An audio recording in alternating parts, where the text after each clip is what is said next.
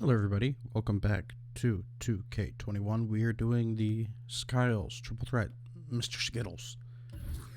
So, in this challenge, all you need is 5 assists. It's very easy, you just need 30 points. So this is a team we're going to be using. I just chose Gerald Wallace just because it's a fun card to use. And Hassan Whiteside just because he's the previous card. I don't think... Well, I already did this one, so I know you don't need an extremely special or great team, because the players you go up against aren't really high overall cards. I mean, it's just Nick Anderson and Shaq, so if you at least have a decent center, you'll be fine. Now, you can make this challenge a little bit easier if you just run a really good shooter at shooting guard. Well, your 2 position, which is equivalent to your 3 if you're running 5-man lineups. But it's a little bit more fun to just be like, oh yeah, drop, slam it, make it look good. Because this challenge is pretty easy. Like, it'd be harder if it was another one of those just 1 block challenges or 2 blocks with 1 player challenges. Those are kind of difficult, not gonna lie. I don't want to front. I don't want to pretend. Now, I still have to review Skiles. Skiles is the record holder with 30 assists. I only know this because I've already played the previous game, which I don't have a video for. I'm not gonna lie, I kind of prefer the no reflection on the court. I took it off just because the reflection doesn't make sense. The reflection on the court is just top-down glare from the lights above. That's it. It's not an actual reflection. So taking that off, to me, this looks worse, but I think when we get back to regular courts, it's gonna look better. Because the reflection doesn't make any sense. Because when you watch an NBA game on TV, you don't just see giant light marks on the ground.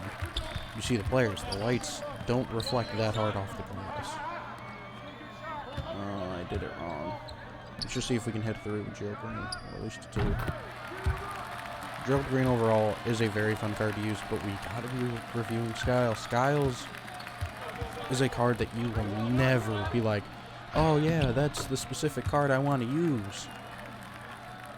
And there's a couple reasons. One, he dribbles like CP3.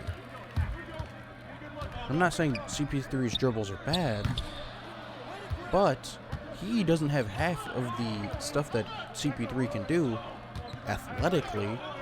So you would, any day of the week, choose CP3's card over the Skiles card. That's who they want him to be. He's not him. His jump shot is extremely slow. Extremely. If you're open, you might not be open by the time you actually get the shot off. Now, I know releases aren't supposed to be like, oh, it's so important, but they really are. If you have a really slow release, you're not open, even when you are open. There's a reason I like Jimmy Butler's Galaxy Opal card, and it's not because I like running his Galaxy Opal card. It's that when people off ball, I need 1 jab, and it's a 3. Every time. And it's not hard. And if they don't figure it out or guard it, well, if they don't figure it out, never decide to guard me, I'm going to make a 3 almost every time. But with Skiles, if you pump, by the time you are almost about to bring the ball to your head, you are guarded. Which is very annoying.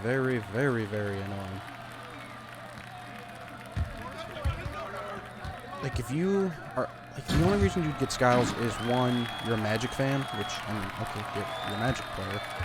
But, I mean, isn't Penny Hardaway available? Isn't Michael Porter Jr. available? I would prefer to have both of them over him.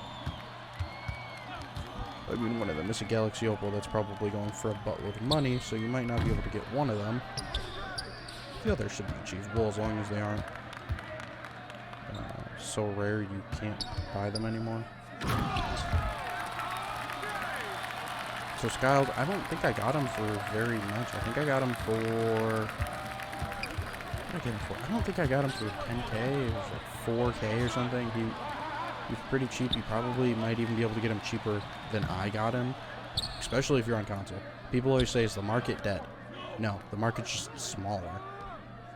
We don't have people ripping packs, so it's not like we always have that influx of new cards coming in. We just have... It's just more or less we have less cards. And sniping is still possible. It's always going to be possible. You just have to hope somebody's not very smart puts a card that's worth way more than they're selling it for.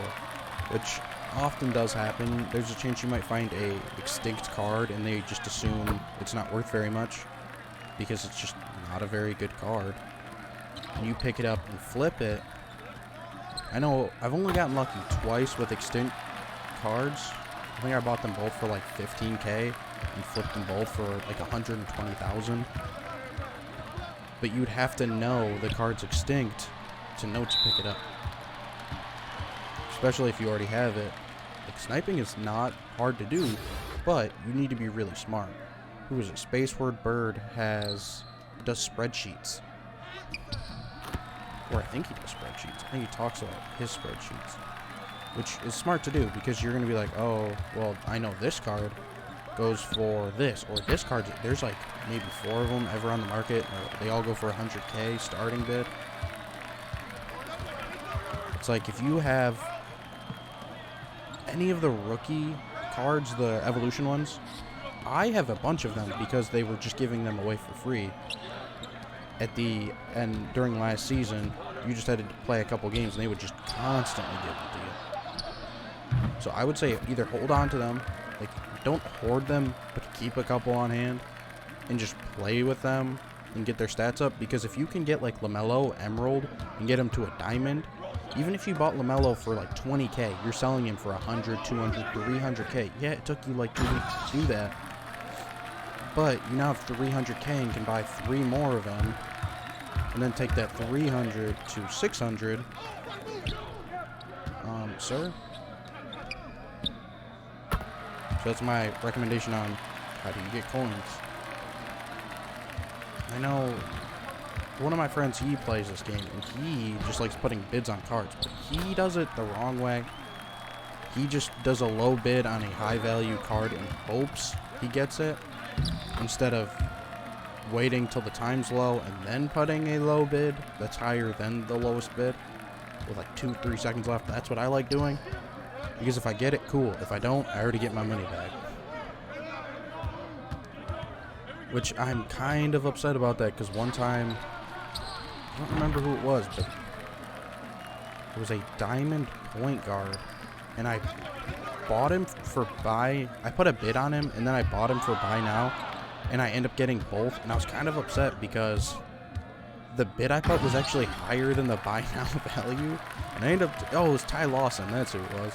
I ended up getting Ty Lawson twice, and selling him was useless because he doesn't go for anything. I mean, if I sold him, I wouldn't make a profit. I'd still be in the loss of the value of the 2 cards, but I could be a profit on 1, which made me super unintelligent. But this game really isn't hard. If you just choose like Klay Thompson and like 3, pass it to each other and shoot 3s, it really isn't hard. It's on pro. It's on pro, boys. It's on pro. So we're gonna do this video and one more. The next video is an assist challenge, so we're just going to use Skiles. I think what I did last time was kind of boring. I didn't use very good cards, so it's very hard to get like good stats with bad cards. So in the next video, we will be doing the NBA assist record. You just need to get 15 assists as a team, which I already know we're going to knock it out, but we're going to use more fun cards. I think we're going to be using Ruby to Diamond cards throughout the lineup. No pink diamonds, because that's just boring. And then the bench will just be like all rubies or sapphires or something fun. That way, at least I can enjoy playing it, and I don't have to use terrible cards. So, I'll see you in the next video. Peace.